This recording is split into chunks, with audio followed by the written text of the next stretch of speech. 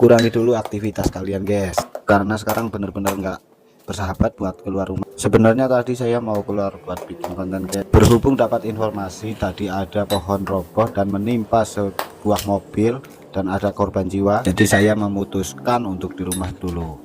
Dan buat teman-teman ya mau keluar rumah tetap dalam situasi aman tentunya, jaga diri baik-baik karena curah hujan juga benar-benar lagi tinggi dan angin juga agak kencang. Buat kalian yang mau keluar rumah ya tetap hati-hati, lihat situasi.